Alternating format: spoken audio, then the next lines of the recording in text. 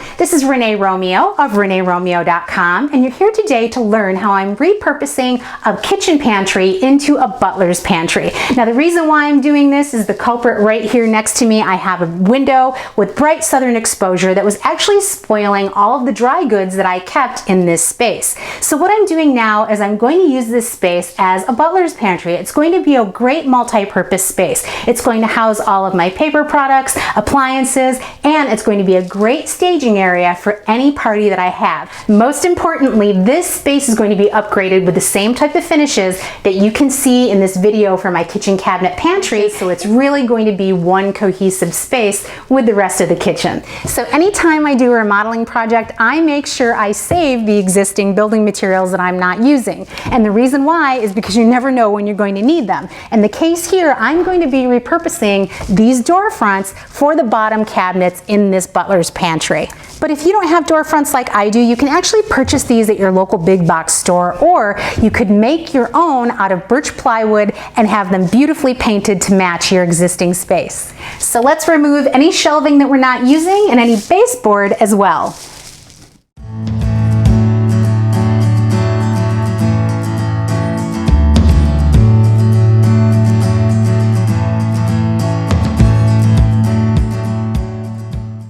Now that everything's been dismantled, what I've done here is I've actually taken the same 1x material, I've cut it nice and square across the front, and I've reinstalled it in the exact same spot it was before. Now that's just me being a little particular. If you've got the existing 1x's, you can leave them all in place. The ones that I actually pulled off and didn't replace are the ones where I'm going to be putting a new backsplash and a granite countertop. And you notice here I have a 2x4 material that's going to be holding up the granite countertop in the back. Now this is going to be extra heavy duty, so that way the granite will have plenty of support. And you notice I've taken 2 3-inch long screws per stud in the wall and made sure that they're nice and secure in each and every spot where there's a stud. So I just wanted to show you the shape that I'm cutting out of the new shelving. It's no longer going to be rounded along the edge. It's going to be angled just like this, because this is the piece of granite I have left over from a previous project. So here's my setup for cutting the shelving. I'm outside. This is particle board. You don't want to be cutting this indoors. So I also have a dust mask. Even though I'm outdoors, I don't want to be breathing this in. And you also notice I've stacked up bins and boxes on either end of this 4x8 sheet, so that way when I cut through it, it doesn't actually go flying off in one direction or the other and ruin all my corners. So if you're cutting by yourself, that's a really great tip to get that to actually stay in place where you want it. I'm also using my circular saw today to cut this. This is really great. It's going to be a nice straight cut. As I'm mapping all this out, I'm going to map it out with my large T-square like this. So let's go ahead and get drawing. So here's the shape. I have 13 inches on this side. I have 13¼ inches on this side, and I've drawn a diagonal line between the two. And I got that measurement from that piece of granite that I just showed you.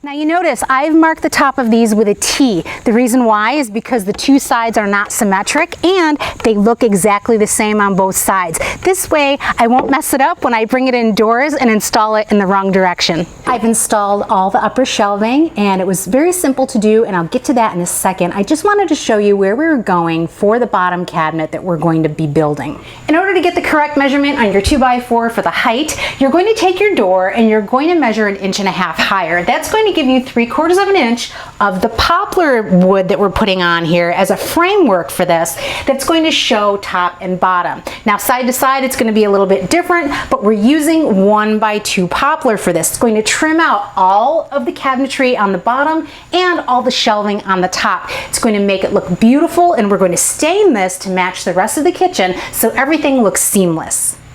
Now here's the bottom shelf. This is going to make a nice sturdy bottom shelf for the cabinet. I could just lay it directly on the floor, but as I told you, I'm using this 1x poplar to trim everything out, so I need to raise it up. Now I could do it with another piece of plywood. I don't want to take the particle board because when this stuff gets wet, it actually will swell. So you don't want to lay this directly on the floor. You want to raise it up a little bit. And since I have a lot of this trim work left from what I pulled off the walls for the shelving, I'm going to use this and make a framework out of it.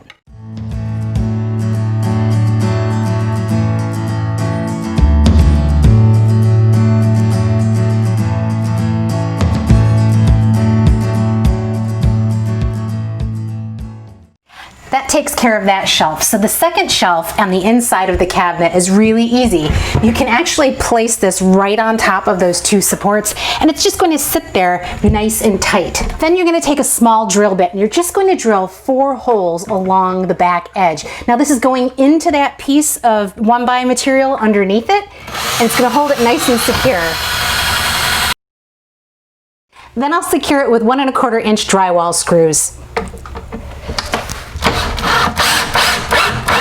And just to keep this seamless, I'm going to caulk all along that back edge. Really easy. This is painter's caulk, nothing more. I have a damp rag and I'm just going to take a finger and just smooth it out with my finger and go over the top of the screw holes because I'll touch those up later with some white paint so you won't see them. Now I'm finishing off the left and right hand sides of the shelves. The way that I'm going to do this, I'm still using the painted material that I pulled off the wall originally. And the reason why is because I'm going to be using this 1/8 inch pre-finished panel, and I'm just going to attach the panel to the front to finish all that off. So it doesn't need to be finished poplar at this point. So all I'm doing here, I'm using a brad nailer. Now, if you don't know what a brad nailer is wonderful. You can load it with all different size nails depending on what project you're working on. You do need a compressor, but I have a little mini compressor that I use, and the mini compressor is really about 60 bucks, which is awesome. And the great thing about it is I just get a hose like this, and now I have the ability to actually drive nails really deep into material and make a really great adhesion. I've added some construction adhesive to this, put on my earplugs, and I'm just going to get this nicely in place.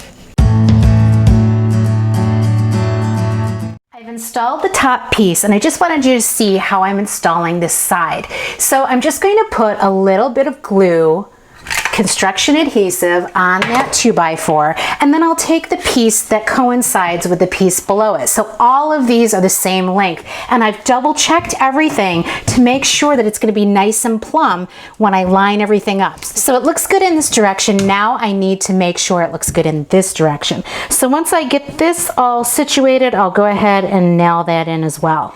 So you notice this is how I finished off the sides. So I have 4 pieces cut to the appropriate lengths so that the very tops of these can be perfectly level. And let me show you the back side, how I attached all of these pieces. So I have an angle bracket at the bottom. I've actually nailed in through the top for the top piece down here, and then I have an angle bracket here, and then I have a neat kind of angle bracket which is flat, and it fits along the very back surface of these 2 pieces, keeps them nice and tight together. Now I'm starting to use the poplar 1x material. This is going to be stained and this is going to be seen. So what I've done here is I've gone ahead and cut it nice and straight. It's going to lay directly on top of the front face of these shelves, and it'll be nailed directly through that.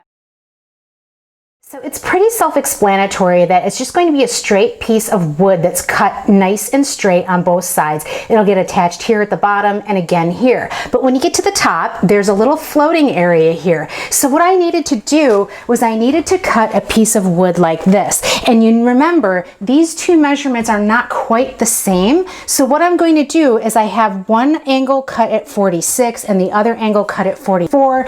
And so these are going to go right in here, and I'll screw through to the white wood here, and I'll make a nice backing for this piece of wood at the top. The decorative fascia is finished, and so this is what it's going to look like basically when the door gets attached to it. You're just going to see a little peek of that wood from behind, but when you open it, it'll be nice and finished. Now let's cut the 1/8 inch paneling for the side panels. I've already made all my marks here, so I'm using the same saw as before, and I've measured the distance between the blade itself and the edge of the bottom plate. Now that's going to give me the distance that I need to set the actual guide, because I need to make sure that I'm doing this properly and making sure that I'm cutting on that line. So once I do that, I'll be able to cut everything perfectly. So unfortunately, the material is a little too thin for the panel guide to grip on its own. So I've added 2 additional clamps and we can get going.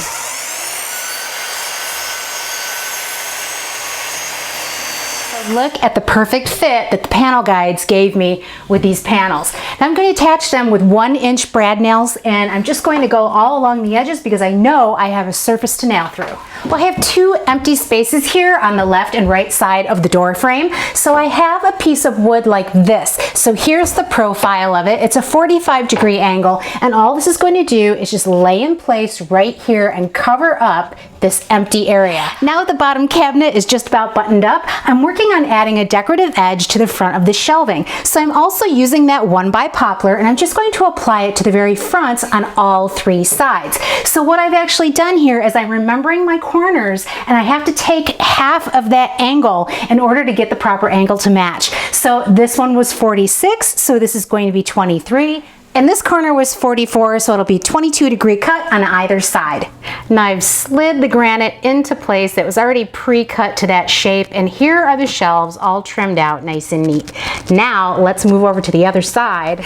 Now I'm dealing with shorter doors, and what that means is for this side, I need to build up the platform a lot higher than I did on the other side. And so what I'm going to do here is I'm just taking 2x4 material, laying it on its side, then I'm going to take another piece and lay it flat on top of it, and then the shelf that I pulled off of here is going to go right back on here. It's going to be a nice sturdy surface for anything that I happen to put into the cabinets. So here's the platform that I'm building, and it's really just 2 boxes made out of 2x4s. So I'll be attaching it to the wall through the studs with 3-inch screws this way, and then everywhere it meets to the 2x4s next to it, I'm just going to go ahead and put 2.5-inch screws, and it'll hold it together really well. And double check your level because your flooring might not be. And I needed to add a shim here in order to get it to be the right height. Well, I've made this a lot easier. Instead of building another set of boxes, I'm lining up the 2x4s like railroad tracks, and then I'll simply screw through to the 2x4 underneath it from the top. The first shelf slid right in, but I need to cut the second shelf to fit. So let's go in the workroom and I'll show you how to do that. Now I'm going to use my compound miter saw to cut this board. I have a feature that allows the blade to slide back and forth, and it's not going to go completely through the entire width, but I'll get close, I'll flip it over and finish it off.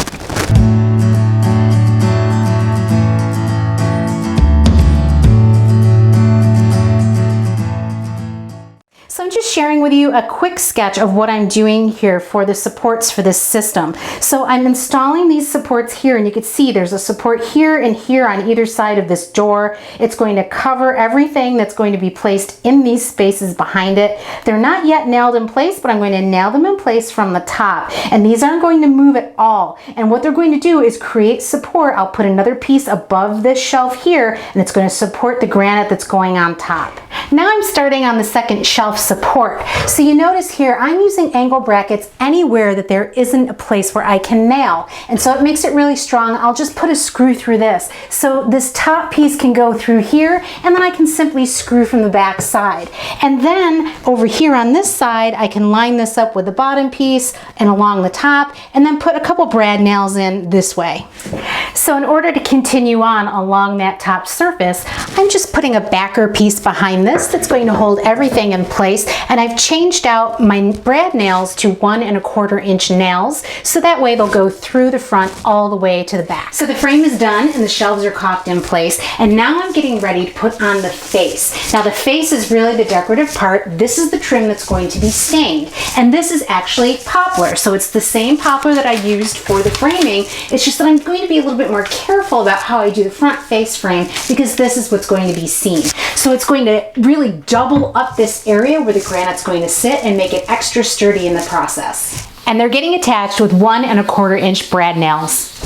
And then I'll pop the last horizontal piece in place. Now I'm getting ready to neaten everything up at the floor level, and I have some shoe molding that I'm using on the face front of the cabinets. I'm also going to be attaching the baseboard again, so it's the piece that I pulled off and I recut it to fit the new space. Well, now we're in the home stretch, so I'm also applying poplar to the front edges of the long shelves, and you can see there's no center support here, so they've come off level, and I'm going to take care of that. As I nail, I'm going to push it up and make sure everything is nice and level.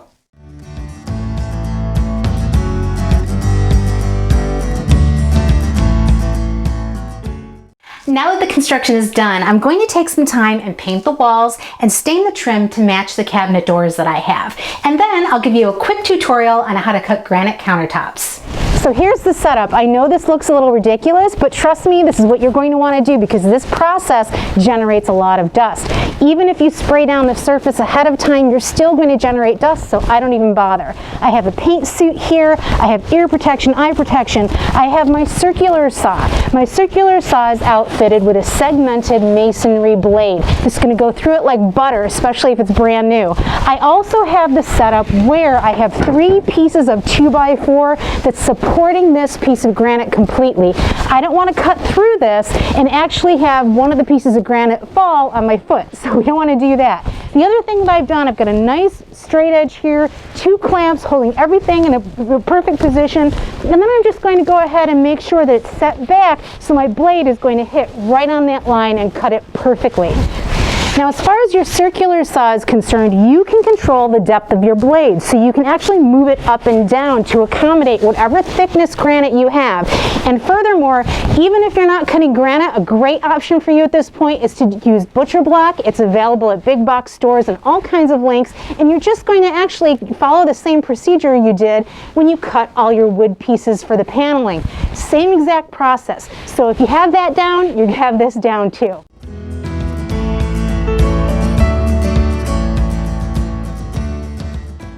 And look at this nice even cut. It worked beautifully.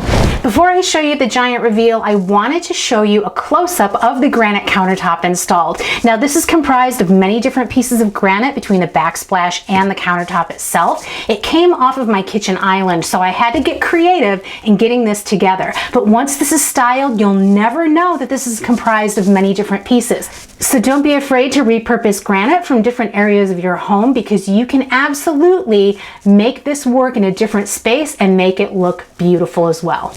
Well, the Butler's Pantry project is complete, but I have done a few projects since I installed the granite countertops. I installed some decorative trim to the bottom of every single shelf. Just makes it look a little bit more traditional, and it's in the form of this shape, so it fits directly up underneath the poplar shelving.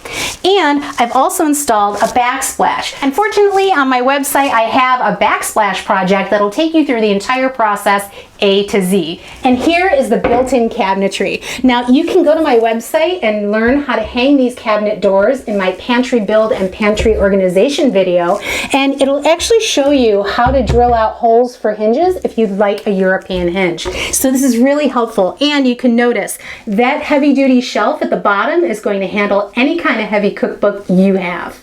And even though I have 2 different style doors here coming around the corner, I managed to refinish the lighter cabinetry to match the existing cabinetry via Sherwin Williams color matching program for stain. You really should check it out. It makes this project 100% custom. And you can also learn how to refinish any wooden surface by going to my website and looking for how to refinish an outdoor wood table. It'll go through the entire process and give you the same results that I got. This is Renee Romeo of ReneeRomeo.com. Thank you so much for joining me for this project, and please visit my website where you'll find more great DIY tips and tricks to help you around your home too.